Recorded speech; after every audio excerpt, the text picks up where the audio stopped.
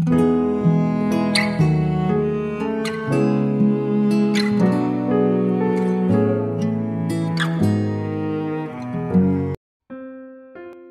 saudara yang dikasihi Tuhan Yesus dimanapun saudara berada. Saya menyapa saudara semua yang ada di Indonesia, dari Sabang sampai Merauke, dari Miangas sampai Pulau-Rote, dan saudara yang ada di Malaysia, di Kamboja, di Singapura, dan dimanapun saudara berada. Senang sekali berjumpa kembali menjumpai saudara saat ini. Saya percaya kita semua tetap di dalam kasih dan penyertaan Tuhan kita Yesus Kristus. Selamat datang kembali di Pokok Anggur bersama saya Yosia Krispianto. Mari saudaraku, sebelum kita bersama-sama merenungkan firman Tuhan, mari kita terlebih dahulu bersatu di dalam doa.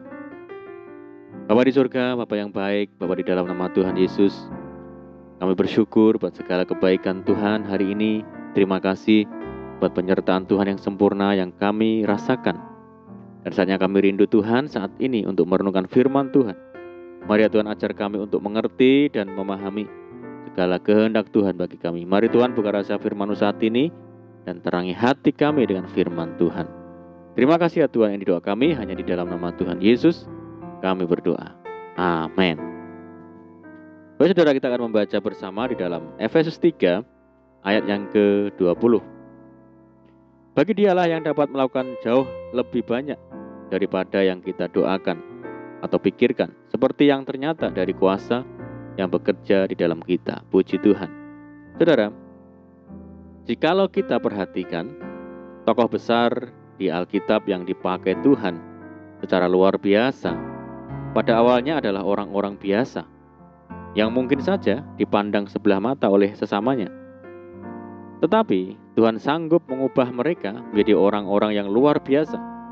Mereka bisa dipakai Tuhan secara luar biasa karena mereka memiliki keberanian untuk bertindak dengan iman dan mau membayar harga di dalam hidupnya. Saudaraku, jangan pernah kita memandang rendah orang lain. Mungkin saja hari ini keadaan seseorang biasa-biasa saja, tidak masuk perhitungan. Tetapi kita tidak tahu bagaimana esok, karena peninggian seseorang itu datangnya dari Tuhan. Firman Tuhan berkata, sebab bukan dari timur atau dari barat, dan bukan dari padang gurun datangnya peninggian itu, tetapi Allah adalah hakim. Direndahkannya yang satu dan ditinggikannya yang lain. Saudara, bagaimana supaya kita bisa dipercaya dan dipakai Tuhan untuk mengerjakan perkara-perkara besar dan luar biasa? Mari kita pelajari dua syarat ini, saudara. Yang pertama, setia dalam perkara-perkara kecil. Banyak orang hanya fokus dan terobsesi mengerjakan perkara-perkara besar, tetapi tidak mau memulai dari hal-hal yang kecil. Biasanya yang serba instan itu yang dicari dan disukai orang, saudara. Ingin terkenal secara mendadak, ingin cepat kaya dan sebagainya. Mari kita perhatikan firman Tuhan ini. Barang siapa setia dalam perkara-perkara kecil, ia setia juga dalam perkara-perkara besar. Dan barang siapa tidak benar dalam perkara-perkara kecil, ia tidak benar juga dalam perkara-perkara besar. Yang kedua adalah memiliki kerendahan hati. Salah satu alasan mengapa Tuhan memakai orang-orang yang biasa adalah supaya jangan ada yang memegahkan diri. Banyak orang merasa hebat, merasa pintar, merasa kaya, lalu memegahkan dirinya demikian rupa. Kemegahan terhadap diri sendiri atau kecongkakan adalah salah dan jahat di mata Tuhan. Firman Tuhan berkata, kamu memegahkan diri dalam congkakmu, dan semua kemegahan yang demikian adalah salah. Saudara, memiliki impian besar dan melakukan perkara-perkara yang besar bukanlah hal yang mustahil bagi orang percaya. Tuhan Yesus sendiri menegaskan, sesungguhnya barang siapa percaya kepadaku, ia akan melakukan juga pekerjaan-pekerjaan yang aku lakukan. Bahkan pekerjaan-pekerjaan yang lebih besar daripada itu. Seringkali kita merasa tidak mampu dan tidak sanggup, serta merasa minder. Kita bisa melihat Musa pada waktu awal dipanggil Tuhan untuk membawa bangsa Israel keluar dari Mesir, sempat menolak karena merasa tidak mampu dan tidak fasih berbicara.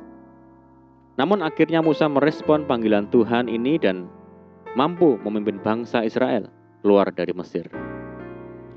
Ketika malaikat Tuhan berfirman kepada Gideon, Tuhan menyertai engkau ya pahlawan yang gagah berani. Gideon merasa dirinya tidak layak. Tetapi bila kita baca kisah selanjutnya, Gideon mampu mengalahkan bangsa Midian. Saudaraku, tidak ada perkara yang mustahil bagi Tuhan. Karena kita memiliki Allah yang besar. Dan dengan Allah akan kita lakukan perbuatan-perbuatan gagah perkasa. Sekaranglah waktunya untuk kita bermimpi besar, mendoakan hal-hal yang besar, dan mengerjakan perkara-perkara besar bagi kemuliaan Tuhan dan juga sesama kita. Selagi ada kesempatan, jangan menundanya, saudara. Jangan sia-siakan setiap talenta dan juga karunia yang sudah Tuhan percayakan kepada kita. Ingatlah bahwa hidup kita di dunia ini singkat, dan sudah tidak ada harapan dan juga kesempatan di dunia orang mati.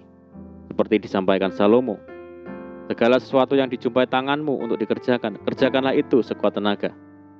Karena tak ada pekerjaan, pertimbangan, pengetahuan, dan hikmat dalam dunia orang mati kemana engkau pergi.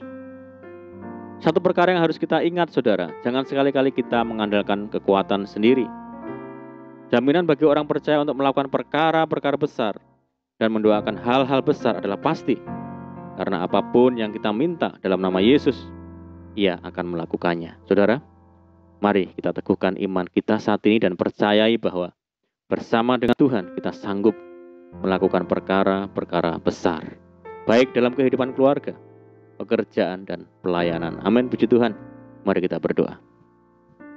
Bapa di surga, Bapa yang baik, Bapa di dalam nama Tuhan Yesus, terima kasih buat firman-Mu saat ini ya Tuhan.